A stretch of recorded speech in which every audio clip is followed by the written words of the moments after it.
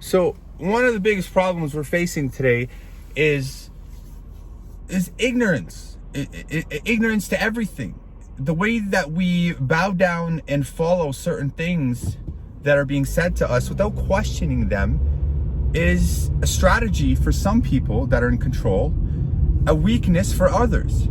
If you're told something is right and you don't question that if it's right or not, how much can they get away with if there's money involved or if there's an agenda involved? If you're following a faith, you need to ask yourself, why am I following it? I mean, is there a purpose? Is there facts? Are you following it because it makes sense to you? Question yourself. If you're Christian, are you Christian because your mom and dad are Christian? And that is the majority of the cases. And if that's the case, you need to ask yourself, is this the right religion if you are actually choosing to follow a religion? If I want to believe in God, I should follow the most authentic form. God's not going to bless a handful of people and they're the lucky ones and curse everybody else. No, we have to find the truth ourselves. But don't sit there and talk about your faith if you personally don't know nothing about it. Don't defend your faith. Defend oppression, but don't defend your faith if you have zero understanding of it.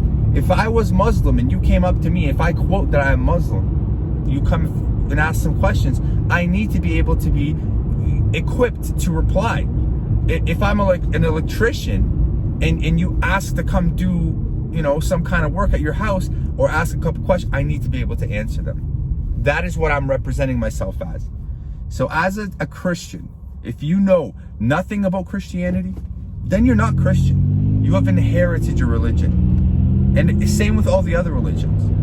On top of that, if you're following a divine message from God, but you know nothing else from any other sources or any other religions or anything else in life, that's called tunnel vision. There's no way you can claim that your message is divine when you know nothing about anything else. For you to be a learned man or a learned woman, you need to understand, you need to know everything around you. I'm not saying you need to be a scholar. I'm saying you need to understand the difference between what you are and what they are so that you can make an informed decision on what's right. You can't pick what's right if you only know one thing. So you're not following the right steps. And finally, if you make it to the point where you've studied and studied and studied, go to the point where you need to study the source. Don't study man-made fabricated books. Anybody can write a book. I got 9 of them published right now on Amazon. If you want to publish a book, it's not that hard. The question is, who's the person that's publishing the book? Are they credible? Where are they getting their information from? I can post an article on Google right now and millions of people will read it and they'll think that it's coming from this cloud of Google. It's coming from a normal person. Opinionated information is not factual. So what we need to do is understand where the source of your information is coming from.